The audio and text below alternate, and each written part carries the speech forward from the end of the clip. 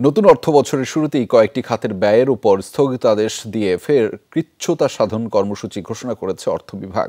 এরই অংশ হিসেবে থোক বরাদ্দ তহবিলের অর্থ ব্যয়ে সরকারি চাকরিজীবীদের বিদেশ ভ্রমণ, মন্ত্রণালয় ও সংস্থার জন্য যানবাহন ক্রয় বন্ধ রাখার নির্দেশ দেওয়া হয়েছে। বন্ধ থাকবে নতুন স্থাপনা নির্মাণও। অর্থ সাশ্রয়ের লক্ষ্যে বিদ্যুৎ, পেট্রোল, অয়েল, লুব্রিকেন্ট ও গ্যাস জ্বালানির সহ মোট বরাদ্দের 20% ব্যয়ও স্থগিতের আওতায় আনা হয়েছে। বুধবার এই সংক্রান্ত পরিপত্র জারি করেছে অর্থ বিভাগ। বৈশ্বিক অর্থনৈতিক মন্দা মোকাবেলায় এর আগের 3 অর্থ বছরের সরকারি ব্যয়ে বিভিন্ন খাতে কৃচ্ছ্রতা সাধন ঘোষণা করা হয়েছিল।